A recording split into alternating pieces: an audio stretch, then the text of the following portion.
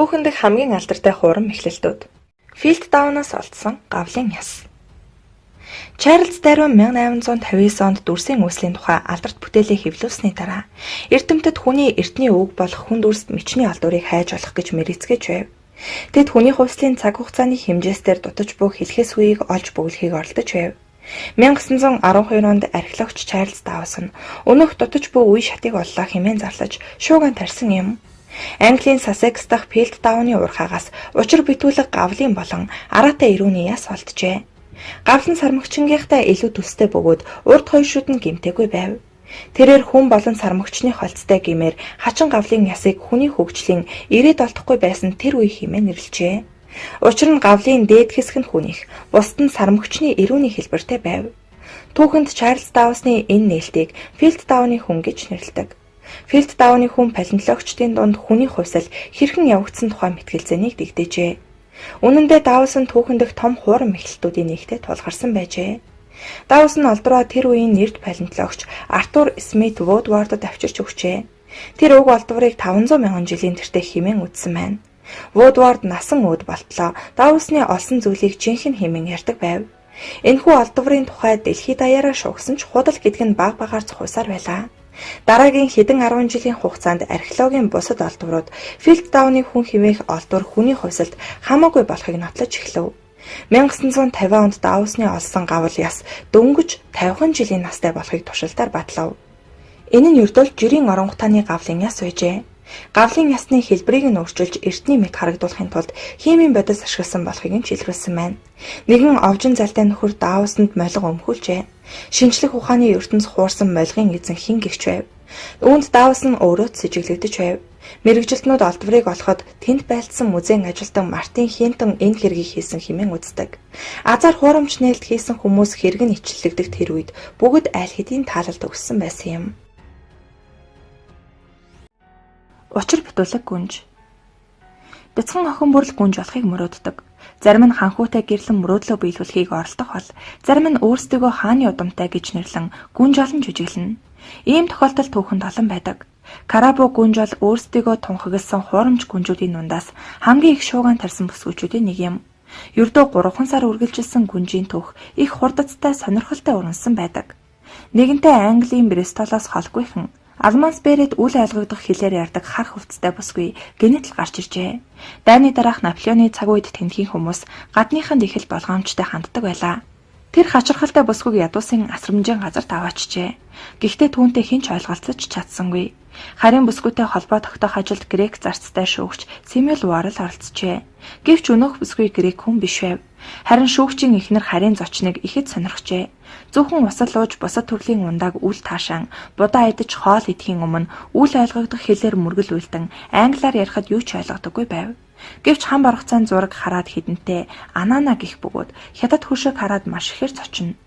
Түүнийг хэн болохыг мэдэх гэсэн оролдлого бүр бүтлгвэтэв. Харин нэг удаа тэр өөрийгөө зааж Карабо гэснээр түүнийг нэрлэх болжээ. Хэрэгт дуртай хүмүүс гадаадынхан аялагчд гээд түүнийг хэн болох ямар хэлээр яриад байгааг мэдэх гэж тасралтгүй цовж эхлэв. Ингээд Каспийн тэнгисийн иргэдэх Карабо тосгоных байх гэсэн хувилбар гарч иржээ. Ийхүү олон янзаар таамаглаж байх үед Португалийн далайчин гарч ирж түүний ярьж байгаа хэл нь Суматра арлын аялгын холимог гэж мэдэгджээ. Ингээд далайчин харийн бүсгэн хэлмэрч болохыг зөвшөөрсөн гэдэг. Зураг дохио зангаа хольж ярилцсны эцэст ийм нэгэн түүх ил олжээ. Карабо энэтхэгийн далайн Явасу арал дээр хааны удмын гэр бүлд дурсан гэжээ. Түүнийг дээрэмчид хулгайлан боолоор зарсан бөгөөд бүсгүй хүлэн онгоцноос тухтаан хувцсныхаа алтан чимэглэлийг хоол хүнсээр сольж 6-7 хоног хэрэн хийсний эцэст Алманс Берет ирсэн гэжээ. Ийм түүх өгүүлсний дараа гүнж Варлын эдлэнд нэг мөсөн суурьшжээ. Түүнд өөрийнх нь хүссэн хувцсыг ойж өгөн 7 хоногт нэг удаа Лондон руу аваачиж зураач түүний хөргийг зурдаг байв. Гүнж улмал өнгө орж хилээч сайжруулав. Гэхдээ түүнд эргэлзэх хүмүүс ч мунтсангүй. Зарцнаар шүн түүнийг зүүдэндээ ярихыг нь хүлээн харуулдаг байсан бол зарим нь генетл түүнд англиар ээлдэг үг хэлж ямар хариу үзүүлэхийг нь танддаг байв. Гэвч гүнж юунд ч чажирсангүй. Гэлээч хожим нь түүнийг нэг ч удаа дүрээсээ гарч байгаагүй гайхалтай жүжигчин гэж дүгнжээ. Карабо гүнжийн дүр бүтээгт нь аялагчдын дурсамж тэнгис арлуудын тухай дурдтгалтай ном тусалсан гэдэг. Түүний алдар нэр хаваар нэг тархсан нь түүнийг баллаж орхижээ. Бристолийн сэтгүүл түүний хөргийг нийтэлсэн бөгөөд энэ үед Нийл гэх эмэгтэй өнөөх гүнжийг буталчны охин.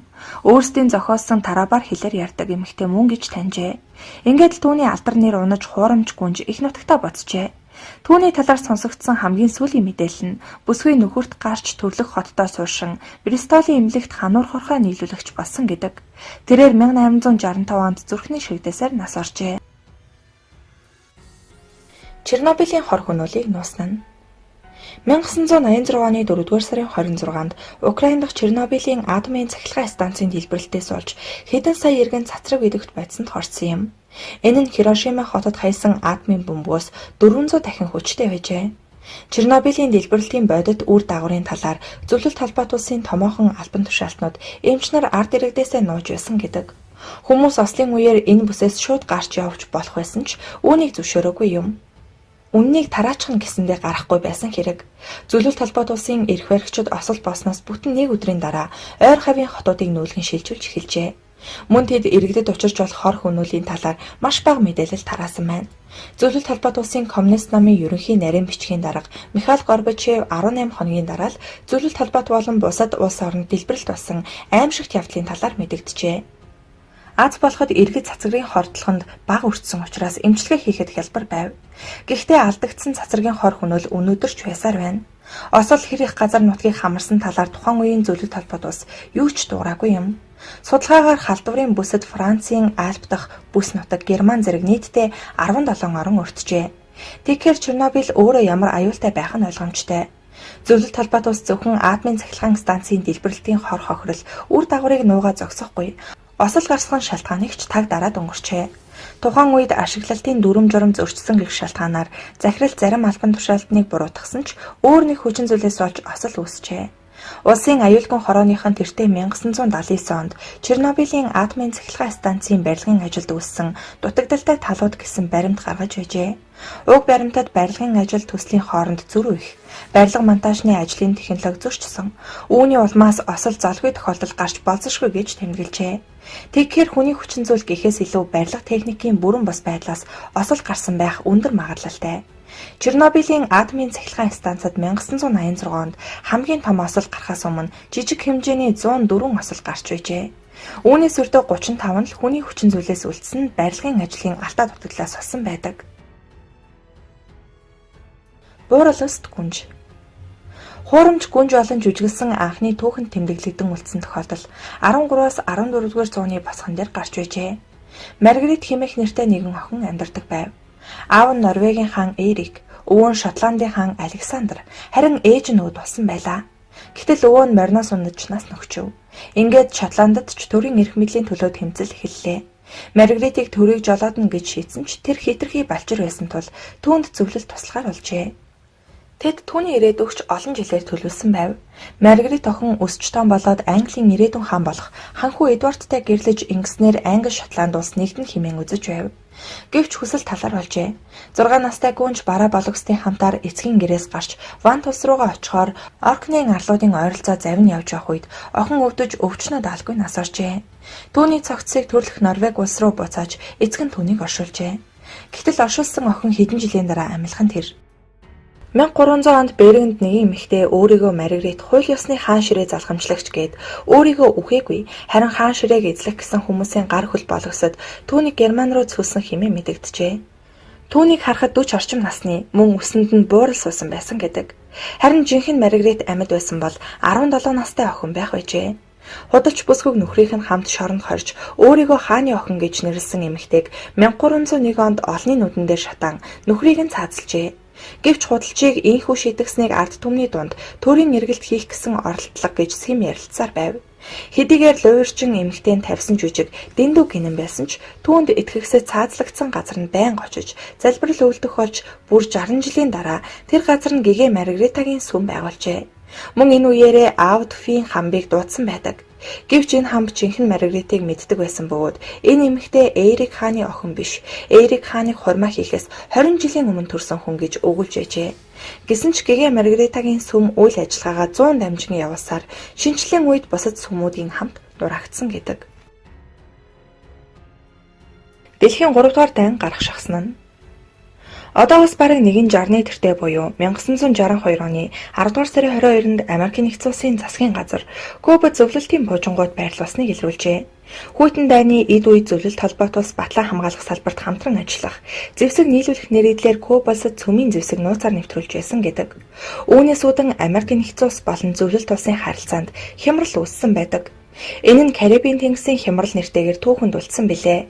Тухайн үед Турк болон Италид Америк буужингаа байрлуулсны хариуд мөн Америкийн цэрэг Кубад халдан довтлох аюул нүүрсний хариу арга хэмжээ болгож Кубад зөвлөлтийн баллистик буужинг байрлуулсан хэмээн тэр үеийн зөвлөлтийн удирдлагууд тайлбарлаж байв. Түүх ингэж эхэлжээ.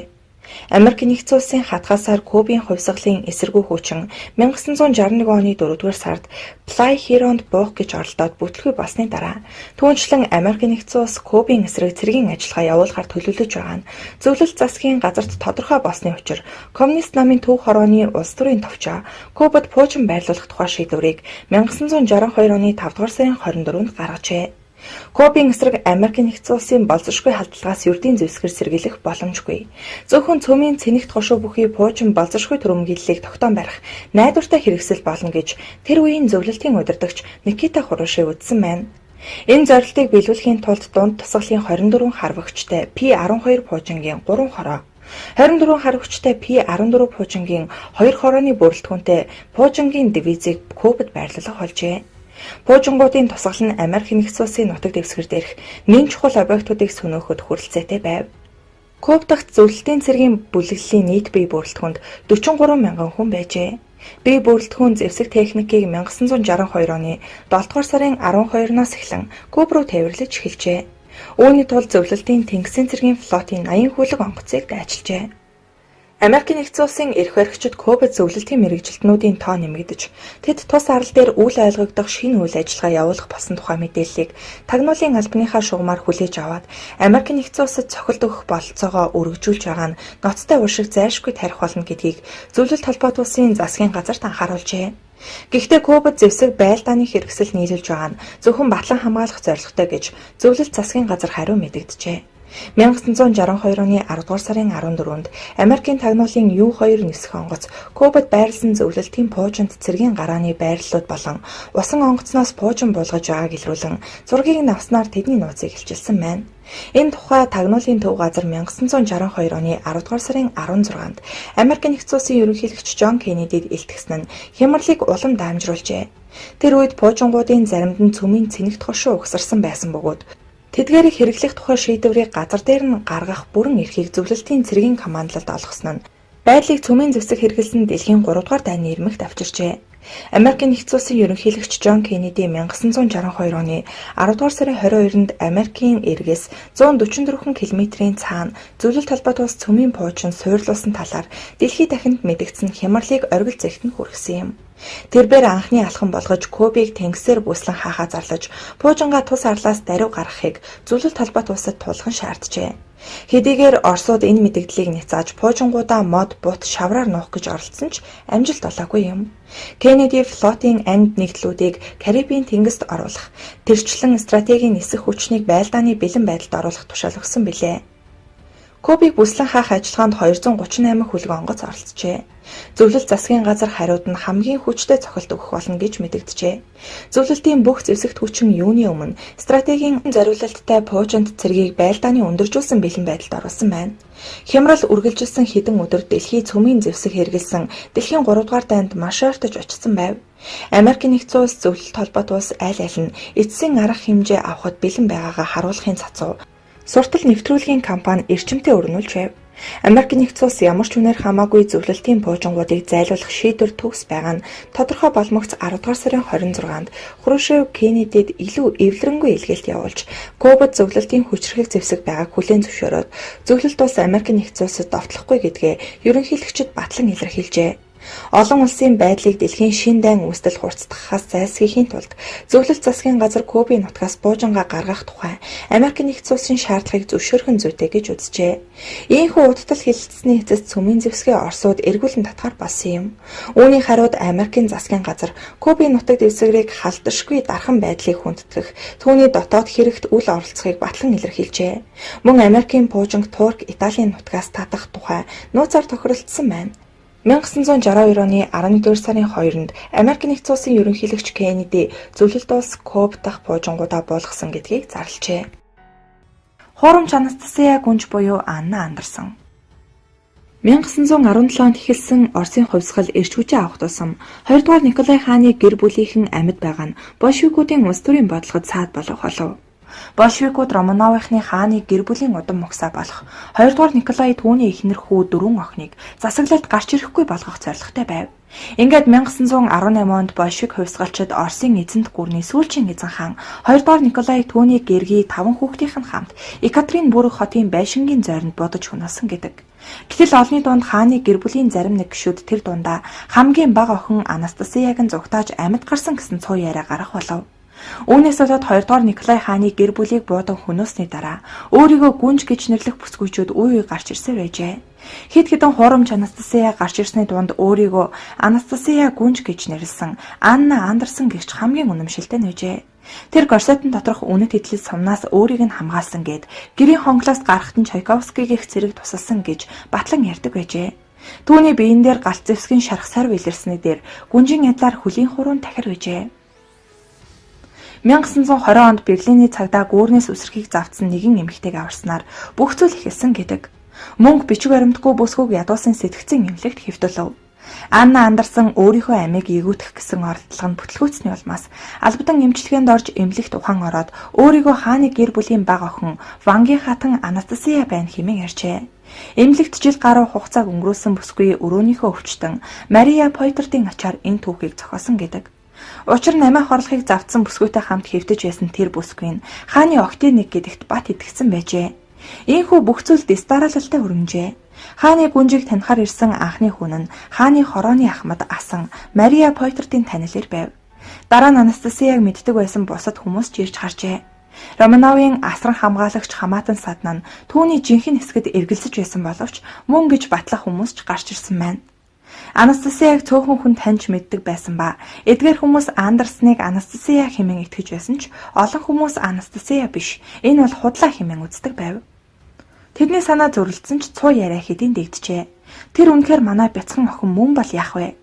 Зөвхөн бурхан л үнийг мэднэ. Төсөөлөд үзтээ. Тэр үнэхээр мөн бол ойр ганцаар ядуу зүдөө амьдарч байна гэдэг үнэхээр золгүй гэж сэтгэлэн түгшсэн агуу гүнгийн ахатан Ольга Александровна хааны хүүхдүүдийг хүмүүжүүлдэг байсан Пьер Жилярд бичиж байжээ. Ингээд л хүмүүжүүлэгч гүнжтэй уулзахаар тухайн үед хуурамч гүнжийг сууршаад байсан Мария фон Клайцийн гэрийг зоржээ. Тэр миний санаж байгаагаар агуу гүнгийн ахатан Анастасиятай төстэй багахан ч зүйл түүнд алга гэж хүмүүжүүлэгч өгүүлсэн гэдэг. Гэвч эмэгтэй гинтл гэртэн дууддаг байсан хоч алхандаа өмнөлтөнд дүрхдэг байсан шүүгэн дээр шаазан нохой байдаг байсан талаар хальтан дурсамж өгүүлэхэд хүмүүс дахиад л эргэлзэж эхэлжээ. Тэрээр хуурамч Анастасия нарын дунд жинхэнэ Анастасиятай төстэй байснаас гадна хааны гэр бүлийн тухай болон Анастасиягийн бага насны тухай илүү ихийг мэддэг байснараа бусад хуурамч Анастасиануудаас ялгагдаж байв. Сэтгцийн өвчтөе бүсгүй гүнж гэж олон хүн итгэв. Түүнийг олон жил дэмжиж байсан хүн нь зохиолч уран баримлч эмэгтэй Гарриет фон Ратлиф байлаа. Мөн гүнгийн хатан Ксения Георгиевнагийн урилгаар хуурамч гүнж Америк нэгдсэн улсыг зорж бүх зардлыг нь хөгжмийн зохиолч Сергей Рахманинов төлж байсан бол Анни Дженнингс гэх баян ганц бие хатагтай түүнд байр сууц өгч Берлин явах зардлыг нь хүртэл төлжээ. Берлинд хуурамч гүнж Андерсон өөрийг нь агуу гүнгийн хатагтай мөн хаан ширээ өвлөх эрхийг нь хүлээн зөвшөөрөх анхны шүүх хуралд оролцсон байна. 1927 онд Андерсонтай нэг өрөөнд амьдарч байсан хүүхэн Андерсны жинхэнэ нэр нь Анна ч биш, Анастасия ч биш, харин Франциска Шанковска хэмээн мэдэгдсэн ч Анна өөрийгөө Анастасия гэж итгүүлсээр байжээ.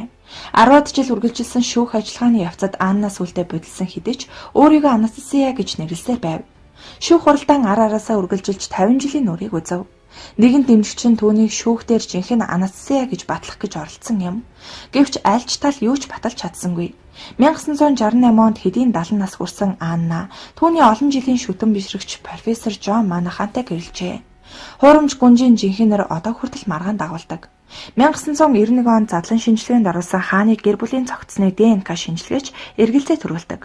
Олон жилийн дараа буюу Аннаг нас барсны дараа хааны гэр бүлийнхний шарилт ДНК-гийн шинжилгээ хийхэд Андерсон худлаа ярьсан нь тогтогджээ. 2009 онд мэрэгжилтнүүд хааны гэр бүлийнхний нэг нь 1918 оны цаазаас мултарч чадаагүй гэдгийг албан ёсоор нотолсон байдаг. Түүнийг Польш эмэгтэй үйлдвэрийн ажилтан байсан бөгөөд Франциска Шансковска нэртэй байсан гэж зарим нь баталдаг бол нөгөө хэсэг нь түүнийг жинхнээсээ агуу гүнгийн хатан Анастасия байсан гэж үздэг. Гэхдээ тэр Анна Андерсон нэрээрээ алдартай. Нэрийг нь анх 1920 онд буюу гүүрнээс үсрэхээр завдан эмнэлэгт хүргэгдсэн үед сэтгцэн эмнэлгийнх нь өгсөн бол харин овгийг тэрбээр эмнэлгийн өвчтнүүдийн нэрсийн чагсаалтыг харж байгаад өөрөө бодож олсон гэдэг. Watergate зочид бодлын хэрэг. Бараг 40 жилийн өмнө Америкийн ерөнхийлөгч худал хуурмаг зүйлтэй холбогдож байв. Энэ хэрэг улс орных нь байдалд хүн дээр тусч байжээ. 1972 оны 5 дугаар сард Вашингтон хотын Watergate зочид бодолд байрлах ардчилсан үндэсний хорооны төв байранд 5 хүн нэвтэрч утаснуудад чагнах төхөөрөмж суулган чухал албан бичиг баримт тулгаалжээ.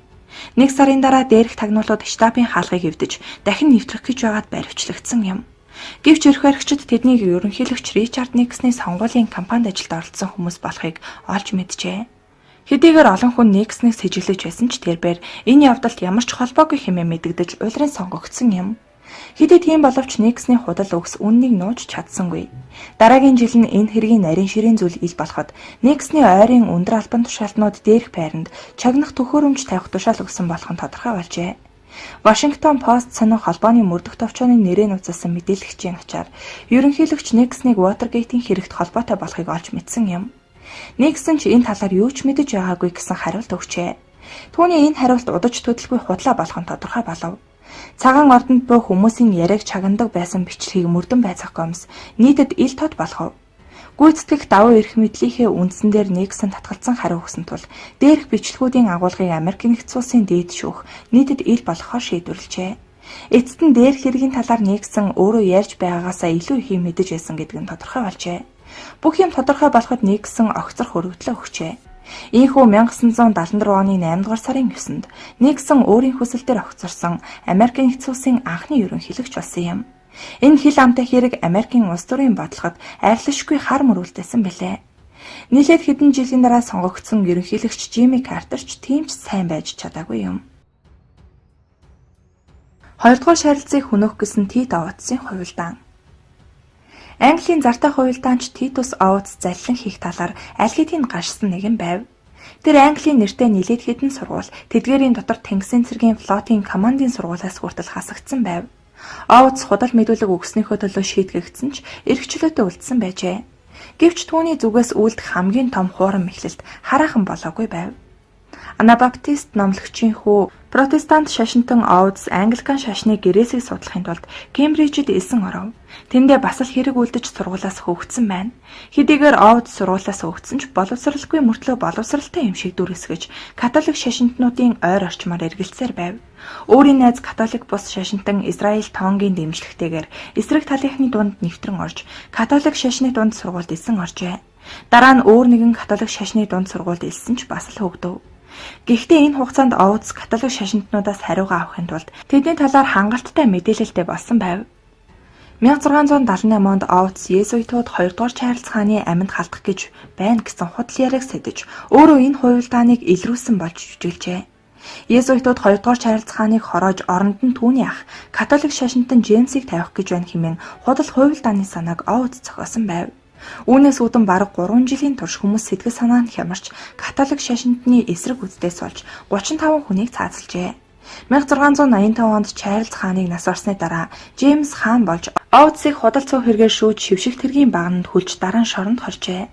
Түүнийг шоронд ороод хэдхэн жил болж байтал 1688 онд Англид хувьсгалын шуурга тэгдэж эхлэв. Улмаар Джеймсийг хаан ширээнээс зайлуулж Оутсыг өршөөж түүгээр чүл барам түүнд тэтгэвэр хүртэл олгосон байдаг. Дрейфусын хэрэг. Энэ хэрэг үндэсний улс төрийн бодлогод үлэмж нөлөөлсөн бөгөөд худал хуурмаг зүйлээс үүдэлтэй үзэн ядалт нэлээд урт хугацааны туршид айн бүхтэй оршсоор байлаа. Альфред Дрейфус 19-р зууны Францын армийн еврей офицер байсан бөгөөд Германы талд цэргийн нууц мэдээ худалдсан тул урагч хэмээн буруутгагдж байв. Шүүх эрх баригчид Альфред Дрейфусын хэргийг шүүн хэлэлцээд Дэвилийн аралд дээр бүх насаар нь хорих ял оноожээ. Еврейн эсрэг үзэлтэнд Дрейфусын хэрэг дээр дөрүүлэн еврейчүүд төрийн эсрэг үзэлтнүүд хэмээн суртал явуулж эхэлжээ. Анх Дрейфусын нэр хүндийг гутаасан агуулгатай захиах худлаа байсан байх гэсэн хандлагч хүмүүсийн дунд төрж эхлэв. Жинхэнэ буруутан нь хошууч Эстергази болж хуурсан байна.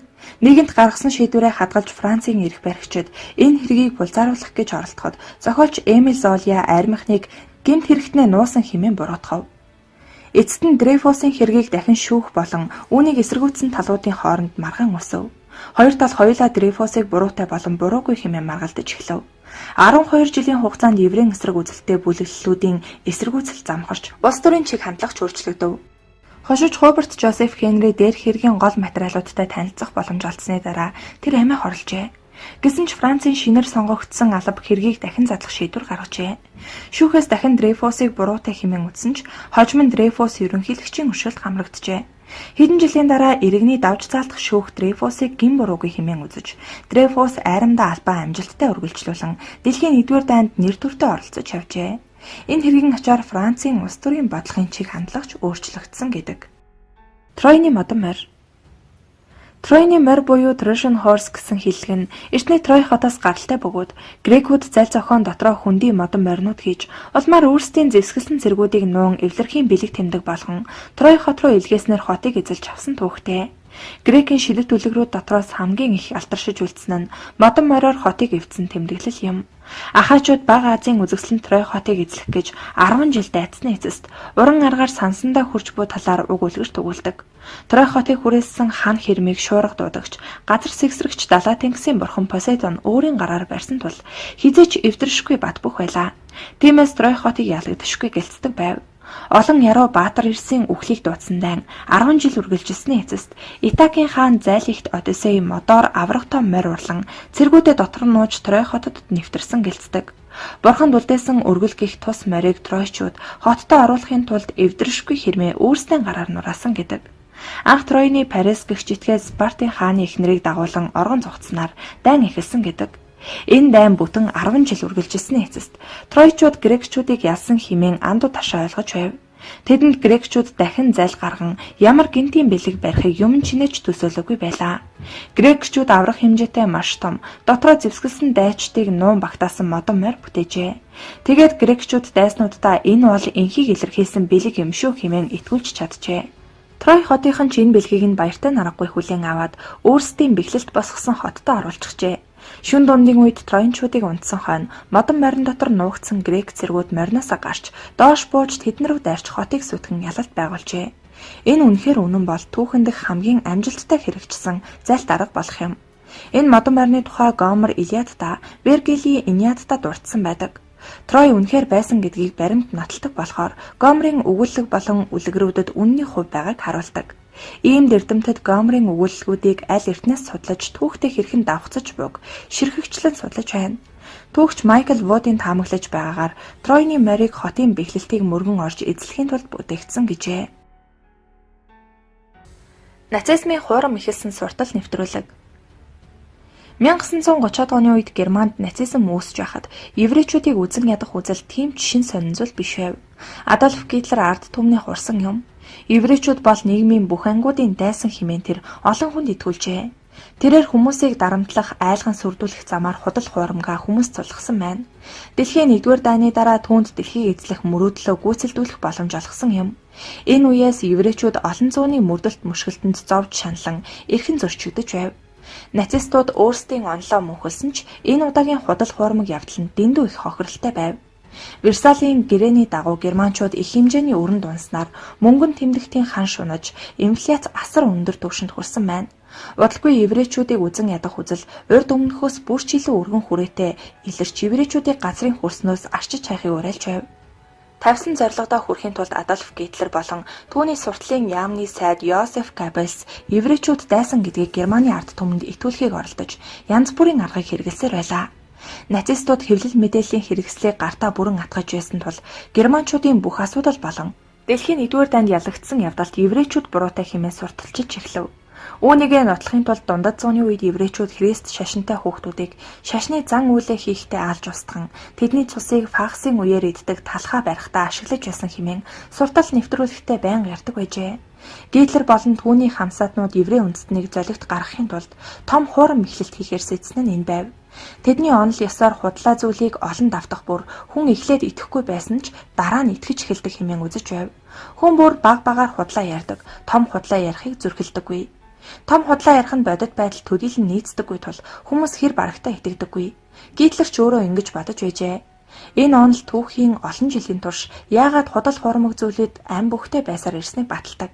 Харамсалтай нь Гитлер түүний нацистуудын худал ярианаас болж 17.6 сая хүн амиа алдсан гашуун түүхийн баримтууд Америк нэгдсэн улсын Холокостын музейд байдаг.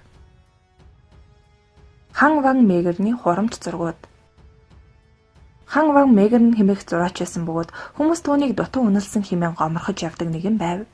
Тэр өөрийгөө урлагийн шинжээчдийг алмааруулах зүйл хийж сууд ухаантай гэдгээ хүлээн зөвшөөрүүлж чадна хэмээн үзэж байв. 20 дугаар зууны эхэнд эрдэмтэд Библийн судардах үйл явдлуудыг харуулсан цуврал бүтээлүүдийг Голландын зураач Ян Вермеер зурсан эсэх талаар маргалдаж байлаа. Энэ боломжийг овжин ашиглаж Эмаусын сурагчид хэмээх нэртэй бүтээлийн хуурамч хувилбарыг бүтээхээр ханцуу шамлан оржээ. Тэрээр уг бүтээлийн анцав болгоныг анхааралтай ажиглаж яг дуурайлган хуулбарлан зурав. Шүүмжлэгчид дээрх бүтээлийг Голландын зураач Ян Вермеерих гэдэгт эргэлзэж байсан ч шинжээчид Ян Вермеерийн жинхэнэ бүтээл мөн хэмээн нотлов. Ван Мегер нь энэ үеэр өөр олон бүтээлийг хуулбарлан дуурайлган зурж зарж борлуулсаар байв.